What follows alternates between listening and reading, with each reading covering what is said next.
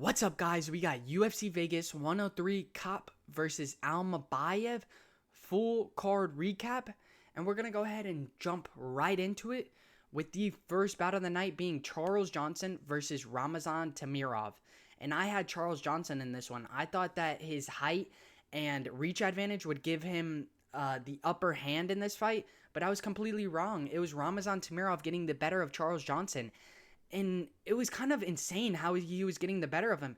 Ramazan Temirov was able to close the distance really, really well. Even though Charles Johnson has a 7-inch reach advantage, you could see Temirov close the distance, tag up Johnson with these overhand rights and these hooks, and then exit the pocket and not get tagged by Johnson as he's exiting the pocket, which was insane to me. Johnson with a 7-inch reach advantage and was just not using it. He was not striking from the outside as well. He was more or less trying to get in the green zone, get into that inside boxing area, and was getting absolutely tagged by Ramazan Temirov, which was really, really impressive. I mean, Ramazan Temirov at moments even used the grappling, took down Johnson relatively easy, to be completely honest. Then, though he wasn't able to garner a lot of control time and Johnson was able to get up, he showed that he could take him down, and that was helping him a lot. He was feinting the takedowns, throwing the overhand right, and landing it on Johnson time and time again, like I said. And Johnson really had no answer for it. He was trying to strike from the outside, but every single time he threw that leg kick from the outside, you could see Temirov catching the leg kick, countering off the leg kick, and landing flush and cleanly every single time. It was really, really impressive seeing Ramazan Temirov mix in his striking with the grappling, and even mix in his striking in the sense of mixing it up to the head and to the body really, really well. Even some calf kicks going down for Temirov that looked clean and flush against Charles Johnson. And in the second round, you could see Johnson start letting the hands fly a little bit more and finding a little bit more success. But really, it was the third round where he found more success because of the fact that he was more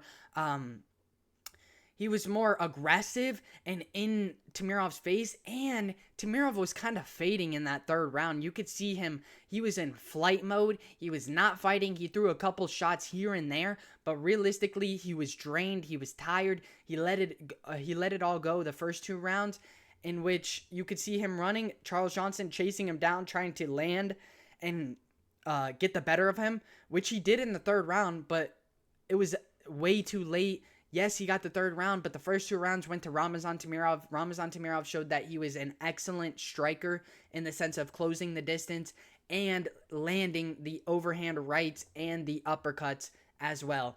Ramazan Temirov is somebody to not sleep on, and he went out there and proved himself up against Charles Johnson, which is stylistically a nightmare for Ramazan Temirov. I mean, he had a huge height advantage, a huge reach advantage, in which it did not matter against Ramazan Temirov. Ramazan Temirov showed that he is an elite fighter, and he is one of the best. I really think that he has he is a top 5 ranked fighter. I think that he is going to climb these rankings relatively fast, and he has an impressive skill set in terms of striking and in terms of grappling. I'm excited to see where Ramazan Temirov goes after this. I'm definitely a fan. And he got the unanimous decision, 29-28 over Charles Johnson. And let's go ahead and run it to the next fight on this card in Andrea Lee versus JJ Aldrich. And this one went exactly kind of how I expected it to go. It was JJ Aldrich absolutely outstriking, outworking, and outdamaging and Andrea Lee over all 3 rounds. I mean, Andrea Lee had a couple moments, but realistically, she didn't have any. It was JJ Aldrich with her left hand that just kept landing straight down the pipe each and every time. Also, she did a very good job of mixing in some leg kicks, body kicks, and mixing in the takedown side of things. She took down Andrea Lee twice, garnered some good control time, over a minute of control time, and looked phenomenal with some nice ground and pound while she had her down as well. I mean, JJ Aldrich, although being a little bit inconsistent and being kind of the bottom barrel of the women's division, Andrea Lee is a lot worse. I mean, she was on a 5-fight losing streak, now 6-fight losing streak. She's most likely going to get cut, and she's just not UFC caliber. And JJ Aldrich went in there and showed it. with her crafty combinations, with her disgusting left hand, and some nice kicks from the outside, did it for JJ Aldrich and got the unanimous decision 30-27 over Andrea Lee, and I agree. I really think that she looked phenomenal. She was way craftier, and Andrea Lee is just not UFC caliber. She really isn't. She's a very mediocre fighter, and JJ Aldrich showed that. And let's go ahead and run it to the next fight on this card in Danny Silva versus Lucas Almeida. And I was wrong on this one.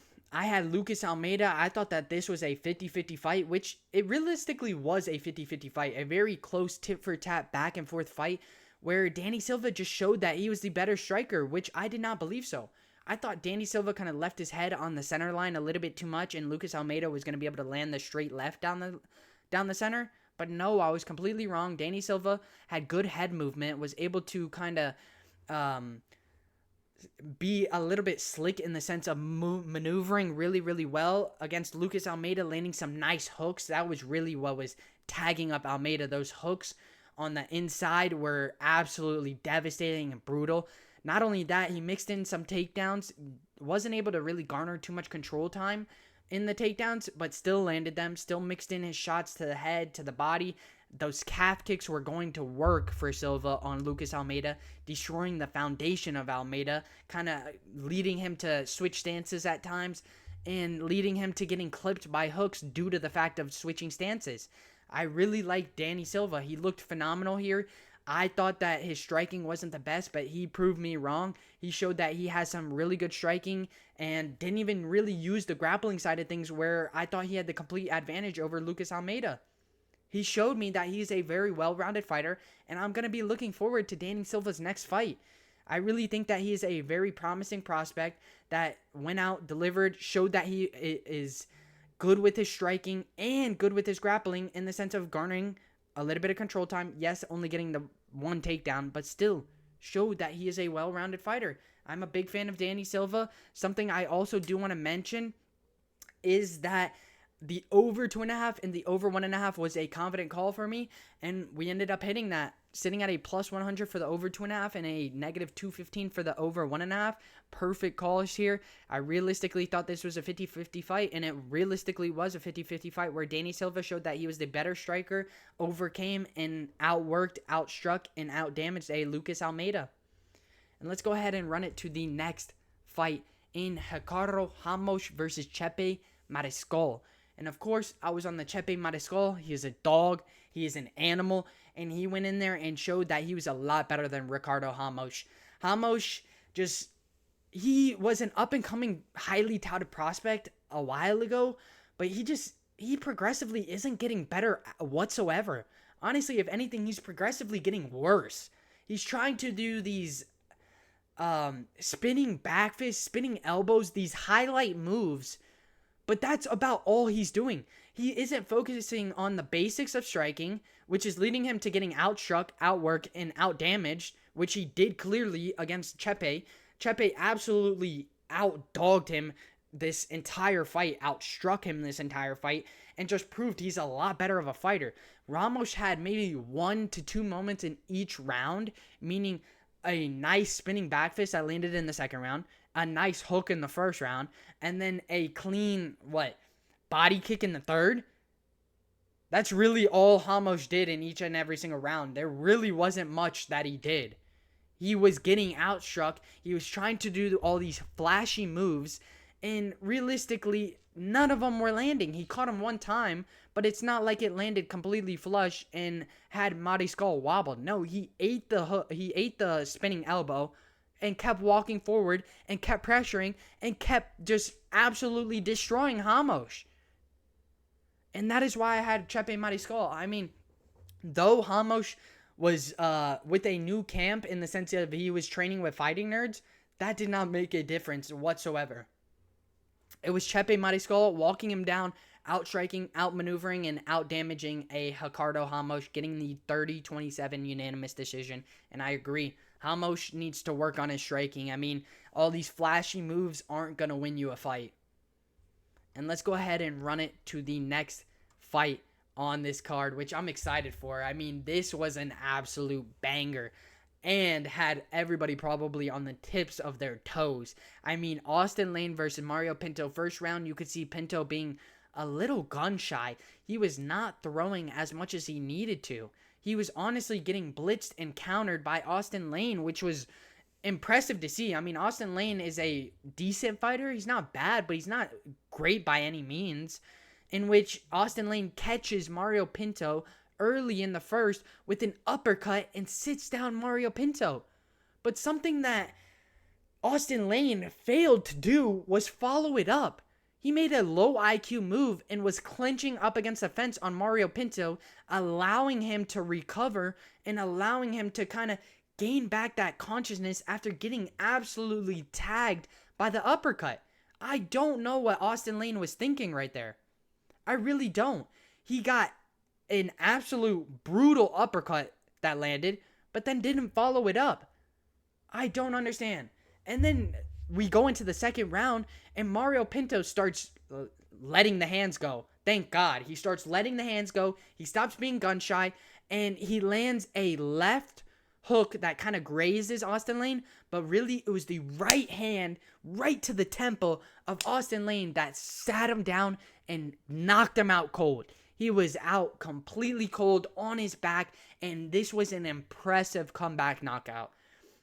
Man, oh man, I even called it. I figured Mario Pinto was going to come back and knock out Austen Lane, but I was a little bit worried because obviously Mario Pinto wasn't letting the hands fly in the first round, so I'm like, I hope in the second round he gets a little bit less gun shy, lets him start flying, in which he did. And he showcased that he was the better fighter, landed the left hook, then followed it up with a right hand straight to the temple and knocked out Austen Lane cold in devastating fashion. I really like Mario Pinto. He's going to shake this heavyweight division up. He is an impressive fighter with devastating knockout power and a good grappling background as well. Though not being used in this fight, he does. So just something to keep in mind. I would definitely be on the lookout for Mario Pinto. I really think he's going to shake things up in this heavyweight division. And let's go ahead and run it to the next fight, in which was another banger in Danny Barlow versus Sam Patterson. I was on Sam Patterson's side. I had the underdog pick in Sam Patterson. I really thought that he was going to do it differently, though. I thought, along with many of you probably, thought that he was going to win this via submission. No, he went out there and he showed that he has legit striking abilities. Danny Barlow has the left hand of God, but Sam Patterson has the right hand of God. I mean, he absolutely starched Danny Barlow, followed him up with a right hook along the fence, and put Barlow completely out on the floor, on the mat, whatever you want to call it. It was absolutely impressive. I mean, Danny Barlow had some success in the beginning. He landed a clean left hand that definitely hit flush on the nose of Sam Patterson. But Sam Patterson ate it, walked forward, found the right hand, landed it, then had Danny Barlow kind of wobbled, followed him up against the fence, and landed a clean right hook up against the fence on Danny Barlow's chin, putting him flat out on the mat in an impressive fashion. I mean, nobody saw Sam Patterson knocking out Danny Barlow. We thought it was going to be him taking him down to the ground, diminishing the power, diminishing the tank / cardio of Danny Barlow, and finding the submission finish. But no, Sam Patterson came in, showed that he is meant to be in this welterweight division, and showed that he has legit knockout power with devastating striking. I mean, Sam Patterson is a very well-rounded fighter. Many people wanted to write him off because he had the knockout loss over in lightweight, but I mean, he's 6'3" at 155. He needed this. He made a business decision. He went up in weight class, and now he proved that he belongs, beating a up-and-coming Danny Barlow, which many people thought he was going to starch Sam Patterson and knock him out. No, Sam Patterson came in here, showed that he belonged, delivered a impressive knockout finish over Danny Barlow. And if you guys had Sam Patterson, good shit, because I was on Sam Patterson as well. And let's go ahead and run it to the next fight, in which was another banger fight, to be completely honest. There were a lot of good fights on this card. And in this one, I was on the wrong side of it. I had William Gomis over Hyder Amil. He was actually my lock of the week. in which I am furious about this one. I mean, William Gomis early looked really good. He was tagging up Hyder Amil. He was using that distance to the best of his ability, but Hyder Amil kind of started exploiting the fact that he's using that distance and started pressuring and started coming forward and started being very, very aggressive the entire fight. You could see him not leaving any distance between him and William Gomis, not letting William Gomis get comfortable with his range, instead leaving it in that red zone, kind of just fighting in that dirty inside boxing area where Hyder Amil was getting the better of William Gomis, to be completely honest, and he mixed in some takedowns, garnering some control time as well.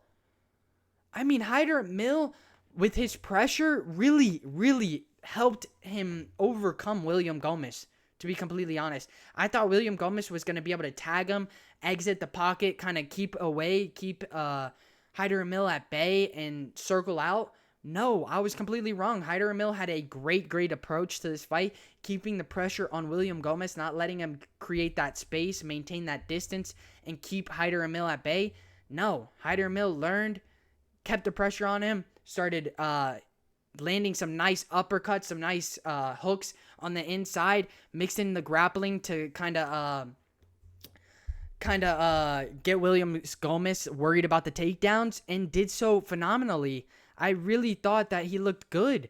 I thought William Gomis towards the second and third started picking it up, started looking a lot better, but in that third round, William Gomis gave up. I mean, I'm going to be completely honest. He showed that he has quit in him. Never, ever have I seen William Gomis quit until this right now. Hyder Amil put on a pace that William Gomis just could not keep up with. They were absolutely striking every second of the round, in which Hyder Amil was still ready to continue going even after that. I mean, his gas tank is phenomenal. His cardio is phenomenal. And he showed that here. William Gomis in the third round got taken down and kind of just gave up. He was sitting there kind of recovering, even though in the second round, I feel like he was recovering as well. It was really weird. I feel like William Gomis got the first round. I feel like second round, it was Hyder Amil starting to get the better of him. And then third round, it was William Gomis just completely giving up and Hyder Amil getting the better of him and out-dogging him and outworking him. In which I was completely furious. I mean, I would have loved to see William Gomis at least shoot that third round. Like, not shoot for a takedown, but at least give it his all in that third round and not give up. But no, he gave up that third round, and he ended up losing. I agree with this. I really do. I thought it was a very tit-for-tat, back-and-forth fight in which Hyder Amil got the better of him because he did not give up. He progressed through, he overcame, and he absolutely delivered a great split decision win over William Gomis. And my lock of the week gets shattered. I thought Hyder Amil was going to lose that undefeated streak of his, but I was completely wrong. He showed that he had that dog in him, outworked, outstruck, and put on a pace that William Gomis just could not keep up with, and beat him in impressive fashion too. I will definitely be looking for Hyder Amil in the future. He has an incredible pace, similar to like Merab. He likes to wrestle. He also has a very good striking aspect in terms of skill. So I like Hyder Amil. And let's go ahead and run it to the next fight, which was another banger. We thought that the previous fight was going to be fight of the night. Hell no. This fight was definitely fight of the night. Nasrat Haqparast versus Esteban Ribovics. I was on Esteban Ribovics' side, and I was wrong. Nasrat, I feel like the key difference here was the power. Nasrat's power is insane. I mean, Esteban Ribovics looked like the more powerful fighter against Daniel Zellhuber and was absolutely putting him, like, absolutely going to town on him. Now you have another fight where he goes up against Nasrat, and it's a very tit-for-tat, back-and-forth fight. But the key aspect for Nasrat was the power. Not only that, the left hand was landing every single time on Ribovics. Ribovics was still in his face. He was not giving up. Ribovics is a tough son of a bitch. He was not letting up one bit. He was constantly in the face of Nasrat, constantly pressuring him, constantly fighting him, constantly throwing hooks, counters, and just in your face the entire fight. But Nasrat did not affect him one bit. Nasrat still stayed in the pocket, still was slugging it out with Esteban Ribovics. When Esteban landed, you could see Nasrat land a counter left that was absolutely brutal every single time. I mean, the power from Nasrat to Esteban is absolutely insane. I mean, a lot of us thought Esteban would possibly knock him out. Boy, were we wrong. Nasrat is a really good striker. That left hand is absolutely devastating. He has nasty knockout power. He was able to mix in his combinations really well. I also like how he was mixing it up to the body really well. I feel like Esteban Ribovics kind of needed to do that a little bit more. But either way, Nasrat showed that he is the better fighter. He went in there, showed that he has disgusting combinations up the middle, a nasty left hand straight down the middle as well, and got the better of an Esteban Ribovics. Anytime we see Esteban Ribovics in a fight, it's probably going to be fight of the night because these guys are going to slug it out and absolutely go to war, in which they did here, and Nasrat ends up walking away with the split decision win, 29-28, in impressive fashion. And let's go ahead and run it to the co-main event in Cody Brundage versus Julian Marquez. And this one went exactly how I said it was going to go. I mean, Marquez did have some moments in this fight, but ultimately it was Cody Brundage landing and knocking out Marquez, in which it was kind of interesting how it happened. I want to bring this up because Marquez was actually kind of getting the better of Cody Brundage. Brundage started off early and was looking good in that first round early. He was landing the cleaner combinations. He was tagging up Marquez. But then you could see Marquez start finding his rhythm, start doing a little bit better. Cody Brundage ends up spitting out his mouthpiece after getting tagged. And so did Marquez, actually. And you could see Marquez actually starting to get the better of Brundage. He starts opening up. He starts getting the better of him. But then the ref stops the fight, calls a halt to the fight, gives them both their mouthpieces, and then Cody Brundage, as soon as the time starts tagging Marquez, starts landing some brutal hooks, and ends up flattening Marquez with a hook and puts him down and gets the knockout finish in impressive fashion. I'm going to be honest, it was kind of weird. To me, I feel like Marquez had this, he had a little bit of a rhythm going on. He was starting to find his groove until the stoppage and the mouthpieces were given. And then Cody Brundage just kind of like sparked. He started sparking and he started going off on Marquez. Started landing some nice hooks. Started mixing up his combinations and landed a nice right hand that sat Marquez down and followed up and finished it. I mean, I was really, really impressed by Brundage.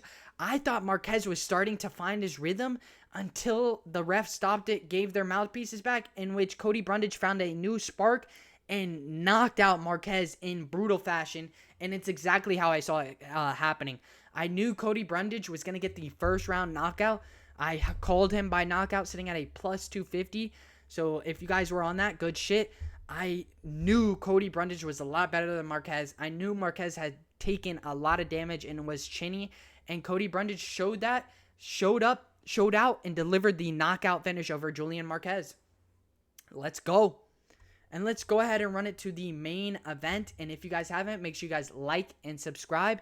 And tune into the flock. Make sure you guys join the flock where we do members-only Discord, members-only shorts, members-only lives, and members-only live bets every week. So make sure you guys tune in. We get into a group call where we come up with the best bets for this week, and we go over them and why we picked them. So make sure you guys tune in to the link in the description to join the flock. And let's go ahead and jump right into the main event in Manel Kape versus Austen Almabayev.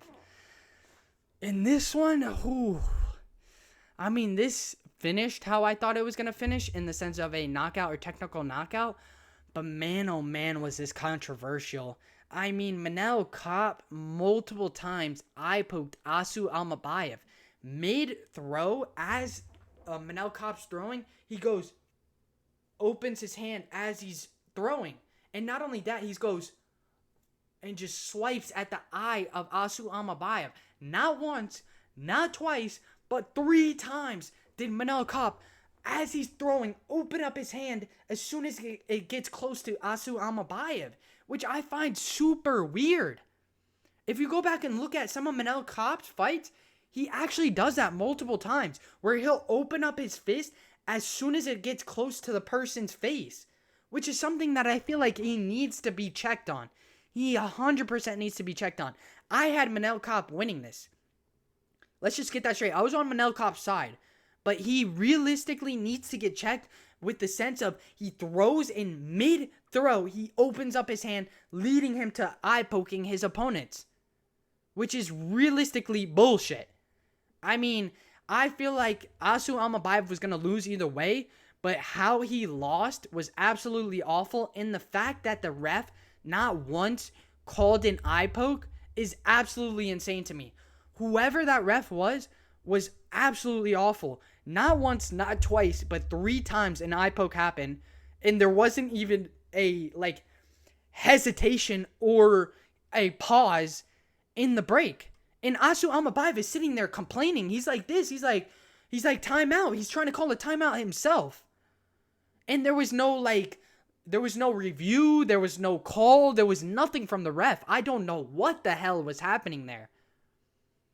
But Manel Kape, either way, showed that he was the better fighter in terms of striking. In terms of grappling, he snubbed a lot of Asu Almabayev's takedowns, which I expected to happen, seeing as he snubbed Muhammad Mokaev's takedowns. And I feel like Muhammad Mokaev had a lot better of grappling than Asu Almabayev and brings an even better striking threat. I feel like Asu Almabayev didn't really bring a striking threat, which is why he was getting pieced up on the feet. Though the controversial eye pokes did absolutely affect Asu Almabayev and did have an effect on this fight. Either way, there's nothing we can do about it now. The horrible reffing is still something that needs to be changed. You've seen Dana White comment on it multiple times, but nothing has changed. They really realistically need to either switch their gloves to gloves that are more curved, or they just need to start deducting points on fighters that are eye poking, because this was clear as day. Multiple eye pokes, not a single point taken, and the fight ends up being ended off of the fact that Asu Almabayev gets eye poked and Manel Kape takes full advantage and starts absolutely lugging bombs at him and finishes it via technical knockout. And if you guys haven't, make sure you guys like and subscribe, and let me know what you guys think of this video in the comments. And I'll catch you guys in the next one. Peace.